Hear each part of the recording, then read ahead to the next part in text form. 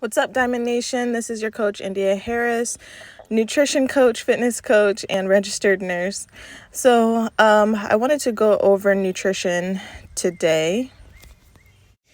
And one of the things about nutrition that I wanted to talk about is like a recap of what we've been going over. So, thus far, what we've done is we've cleared out our fridge, our pantry, and started with a fresh, clean slate. We've gone grocery shopping based on our foods list and the foods that you circled on there and highlighted that you like.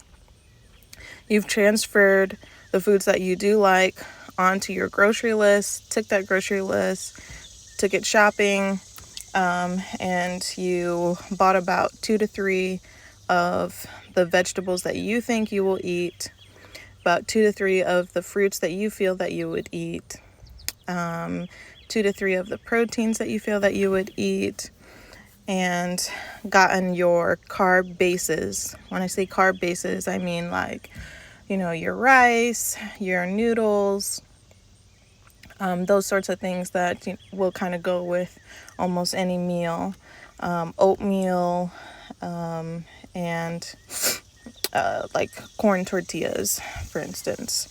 And then went home, cleaned your fruit right away, so that it doesn't sit there and mold. Hopefully you got some frozen veggies so that you don't have to worry about your veggies going bad quickly and then having to throw money away in the trash.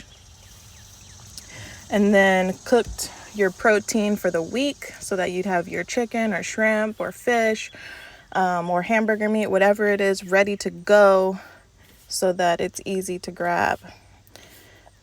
Now, at this point, you've gotten all of your prep done for the week. Maybe you've put them into smaller storage containers, or maybe you've just kept them in the bigger storage containers. Either way is fine. I'm the type of person that I do not like to stress over having things in like 7 different containers for the week. Some people, they like to have their rice in 7 different containers and then, put a serving of veggies and meat in each and every container. I prefer to keep them in the bigger containers, and then that way, if I get sick of eating the same thing that week, I can easily just switch it up, mix and match the different proteins, veggies, and fruits instead of having my containers pre-made. And my suggestion to you is to have clear containers so that you can see what's in there. For me, I used to have these black containers with clear tops, but then when you stack them on top of each other, I could not see what was in them. And it was a huge hindrance on whether or not I ate it, because it was like out of sight, out of mind. I couldn't see what was in the containers. I wasn't eating it. It was just going in the trash. So if you can see what's in your fridge, I love the Pyrex glass clear containers and highly recommend them, which I've said over and over again. But if I can see it, then it's a trigger, it's a reminder that it's there. But out of sight, out of mind, I'm not going to eat it. It's already hard enough to eat healthy. Now, one thing I do want to tell you is that the key to consistently eating healthy is consistently grocery shopping correctly. If you have the junk food in your house, of course you're going to eat it. That was me. That's the majority of us. Most of us are not going to sit up there and see our favorite junk food, whether it's donuts, cakes, cookies, ice cream, candy, whatever. We're not going to look at that junk food every day and pass by it. We're going to end up eating it. So the key to consistently eating well is consistently shopping well. But one thing that I do want to stress to you is not getting caught up in eating perfectly and thinking that, oh my gosh, I ate a donut today and my whole freaking day is just ruined. I'm a failure. I might as well eat the whole dozen of donuts because now I'm just a failure at life. No, that is your mind tricking you.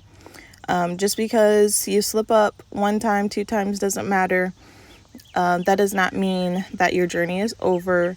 I don't want you to get caught up in a perfectionist mind state.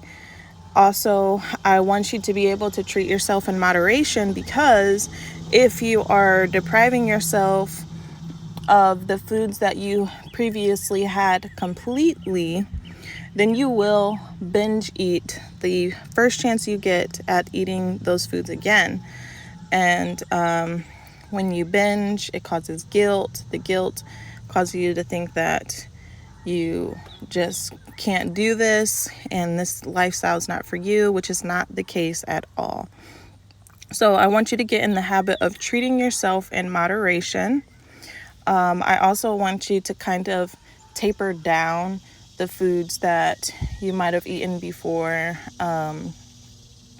So not going cold turkey essentially is what I'm saying, because many people don't realize that the foods that the junk foods that we love to eat, they are designed to smell a certain way, to taste a certain way, so that we keep eating them.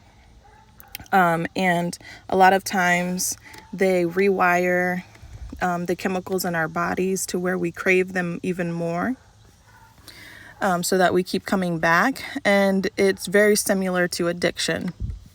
And with any sort of addiction, you don't want to quit completely cold turkey, because it can usually set us up for failure. So I want you to keep that in mind as well, that this isn't, eating complete junk, 1 week, and then all of a sudden you're eating every single thing healthy. No, continue to treat yourself in moderation. Use the 80%, 20% rule. 80% you're eating healthy and according to your goals, and the other 20% you're treating yourself in moderation. So I want you to start thinking that I'm not cheating myself, I'm treating myself, and go from there. So I don't want to give out too much information all at once. Just as a recap, you've cleaned your fridge, you've gone grocery shopping using the foods list and the grocery list that I posted in the group. You've prepped your food for the week, and you're not completely quitting any sort of food addiction, as I call it, cold turkey, but we're using the 80-20% rule, and we're not getting caught up in trying to be perfect, okay? So please reach out if you have any questions or concerns. Again, this is your coach, India Harris, and signing out, Diamond Nation. Hope you guys are rising up for your life. Bye.